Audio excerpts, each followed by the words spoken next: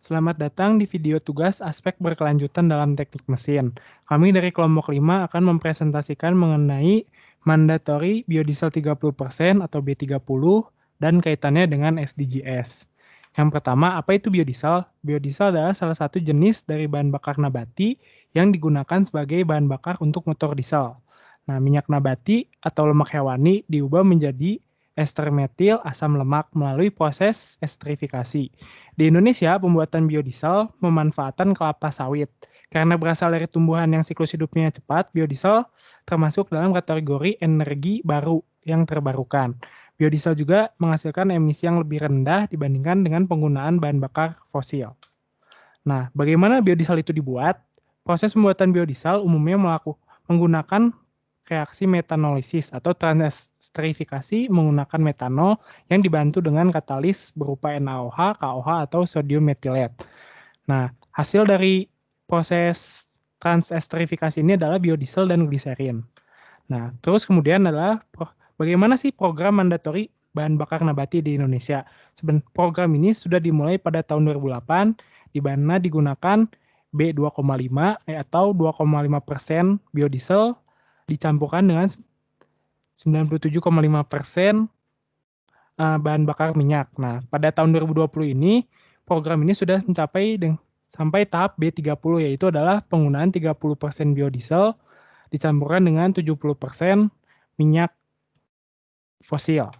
Nah, tujuan dari mandatori BBN ini adalah yang pertama, pemenuhan komitmen pemerintah untuk mengurangi emisi gas rumah kaca. Yang kedua adalah meningkatkan ketahanan dan kemandirian energi. Yang ketiga, stabilisasi harga crude palm oil. Dan yang keempat, meningkatkan nilai tambah kelapa sawit. Yang kelima, memenuhi target EBT pada tahun 2025.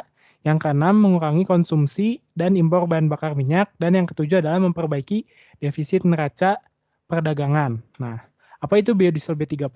B30 adalah program pemerintah yang mewajibkan pencampuran 30% biodiesel dengan 70% bahan bakar minyak jenis solar. Program ini dimulai diberlakukan pada Januari 2020 sesuai dengan peraturan Menteri Energi dan Sumber Daya Mineral tahun nomor 12 tahun 2025. Nah, dapat dilihat pada gambar di samping, mulai dari Januari 2020 hingga ditargetkan Januari 2025, konsumsi bahan bakar diesel B30 pada 4 sektor, yaitu sektor usaha mikro, transportasi, pembangkit listrik, dan industri. Selanjutnya adalah keunggulan penggunaan dari biodiesel B30. Yang pertama adalah dapat langsung digunakan pada mesin diesel tanpa menggunakan tambahan peralatan lainnya. Yang kedua adalah penurunan emisi dari CO2 karena dia mengandung banyak oksigen dari minyak nabati, kemudian mengurangi SO2 dan partikulat molekul. Kemudian yang ketiga adalah meningkatkan angka cetane bahan bakar diesel yang akan dibahas pada slide selanjutnya. Dan yang keempat adalah meningkatkan performa mesin karena B30 ini adalah memiliki sifat pembersih. Next. Nah, di tabel ini terdapat karakteristik dari biodiesel dan minyak solar, di mana biodiesel memiliki angka cetane yang lebih tinggi, kemudian oksigen yang lebih tinggi, kemudian flash point yang lebih tinggi.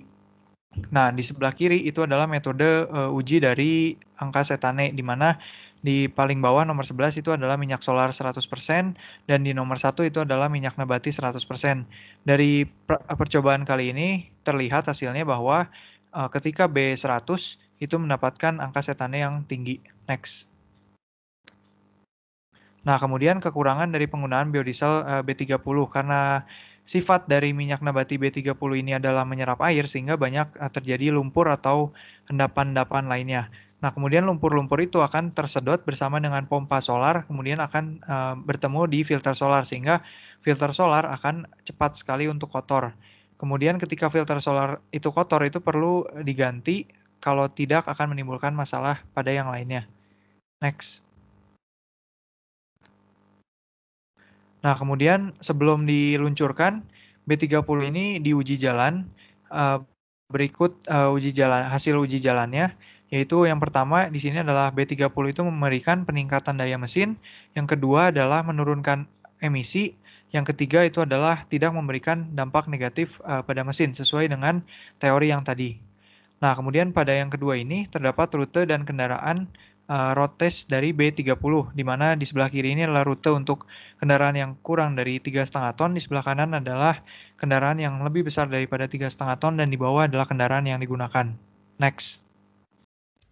Oke, selanjutnya kita akan membahas pengaruh biodiesel khususnya B30 terhadap tercapainya SDG. Di sini kita akan membahas 3 poin dalam SDG. Yang pertama, poin nomor 7, energi bersih dan terjangkau. Yang ke-9, industri, inovasi, dan infrastruktur. Dan yang ke-13, penanganan perubahan iklim. Oke, next. Pertama-tama kita akan bahas untuk tujuan ke-7, yaitu energi bersih dan terjangkau. Target SDG poin ke-7 yang pertama yaitu memastikan adanya akses universal terhadap pelayanan energi yang terjangkau, dapat diandalkan dan modern. Hal ini dapat tercapai seiring bertambahnya produksi dan konsumsi biodiesel dalam negeri. Dapat dilihat ya di sebelah kanan kalian ada grafik yang menunjukkan bahwa produksi dan konsumsi biodiesel di Indonesia ini mengalami kenaikan dari tahun 2009 hingga tahun 2018. Yang kedua, implementasi B20 dan B30 akan meningkatkan proporsi energi terbarukan dalam energi campuran global. Hal ini dikarenakan implementasi B20 dan B30 akan meningkatkan konsumsi energi terbarukan, dalam hal ini biodiesel, dan mengurangi konsumsi bahan bakar fosil, dalam hal ini solar ya. Oke, yang ketiga, penggunaan biodiesel juga meningkatkan efisiensi bahan bakar. Biodiesel ini terbukti lebih efisien dibandingkan bahan bakar solar. Untuk diketahui bahwa 1 liter biodiesel itu bisa dipakai untuk menempuh jarak 13,1 km, sedangkan 1 liter solar hanya bisa menempuh jarak 9,6 km untuk mobil yang sama. Next. Oke, tabel ini menunjukkan bahwa ada dampak positif yang timbul pada implementasi B20 di tahun 2018-2019 dan harapannya pada implementasi B30 di tahun 2020 ya.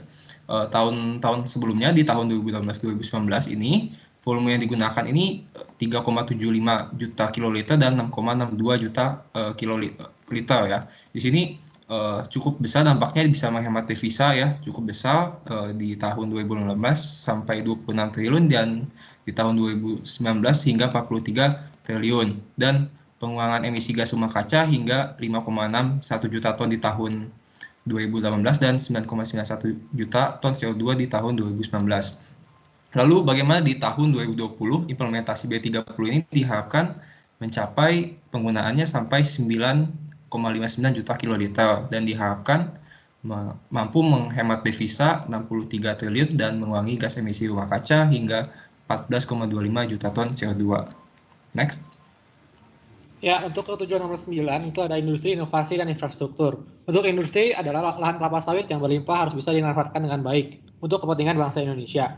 Bila Indonesia bisa memanfaatkan B30 dengan baik, Indonesia bisa menjadi pionir untuk mengembangkan bahan bakar dengan energi yang terbarukan. Inovasi, B30 dapat dikembangkan dengan teknologi yang terus dapat dikembangkan. Untuk infrastruktur, B30 bisa menjadi fondasi yang kuat untuk Indonesia dapat memanfaatkan energi terbarukan untuk mengelola bahan bakar untuk industrinya. Next. Tujuan nomor 9 itu memiliki tujuan membangun infrastruktur yang tangguh, meningkatkan industri inklusif dan berkelanjutan, serta mendorong inovasi. Poin nomor 9 ini memiliki 8 target dan 22 indikator.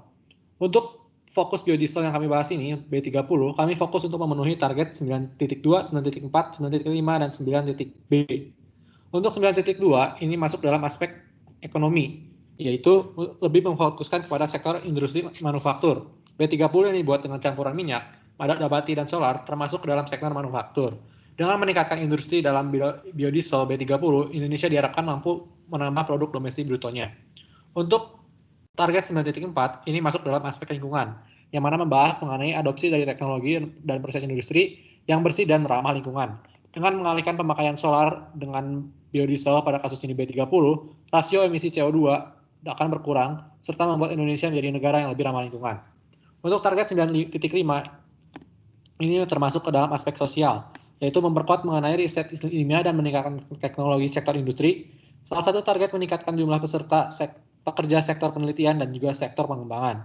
Dengan mengembangkan biodiesel, diharapkan Indonesia bisa membuat suatu inovasi yang bisa mengguncangkan dunia.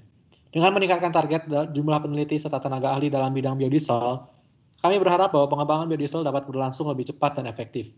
Untuk target 9.B ini fokus kepada aspek ekonomi dan sosial. Fokusnya yaitu pada pengembangan teknologi domestik, riset dan inovasi di negara berkembang, dan juga memastikan lingkungan kebijakan yang kondusif. Teknologi yang dikembangkan namun tidak didukung dengan peraturan yang mendukung, maka teknologi itu diharapkan dapat diadaptasi dengan maksimal. Dengan membuat kebijakan-kebijakan yang mendukung teknologi tersebut, diharapkan bahwa Indonesia bisa menjadi negara yang tidak bergantung pada negara lain dan mampu membuat bahan bakar biodiesel dengan kemampuan dari anak bangsa. Next.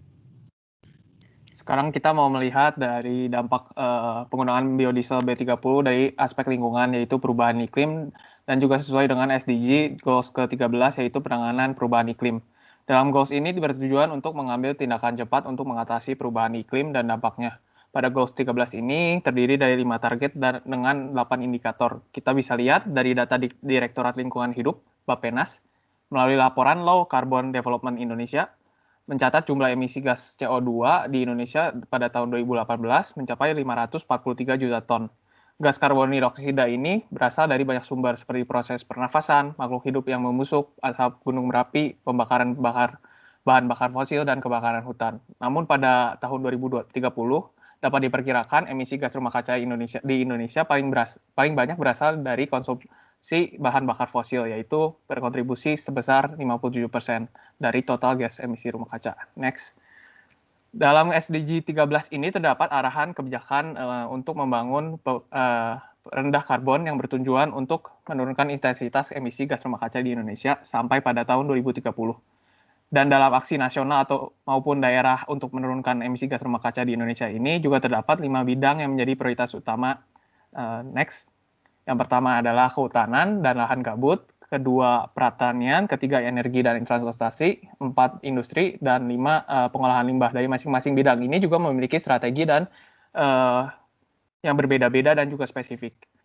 Yang kita tahu gas rumah kaca adalah gas penyebab terjadinya pemanasan global, yang contohnya adalah karbon dioksida, nitrogen dioksida, metana, dan freon. Penurunan emisi gas CO2 akan mengurangi pemanasan global ini dan meningkatkan kualitas lingkungan. Maka dari itu, penggunaan biodiesel B30 juga dapat meningkatkan kualitas lingkungan karena sifatnya yang degradable atau mudah terurai. Dan emisi yang dikeluarkannya juga lebih rendah daripada emisi hasil pembakaran bahan bakar fosil. Dan setelah pengujian, bahan bakar diesel B30 ini juga menghasilkan penurunan dampak terhadap lingkungan, yaitu emisi CO atau karbon monoksida dan emisi partikular matter. Namun di satu sisi pembukaan lahan perkebunan kelapa sawit untuk bahan bakar biodiesel ini menghasilkan emisi yang cukup besar. Meskipun demikian, implementasi kebijakan mandatory campuran solar dengan minyak sawit yang saat ini sudah memasuki level B30 menjadi sebuah tanggung jawab untuk Indonesia dalam meminimalisir emisi gas rumah kaca. Sekian dari presentasi kelompok kami tentang mandatory biodiesel 30% B30 dan kaitannya dengan SDG. Terima kasih.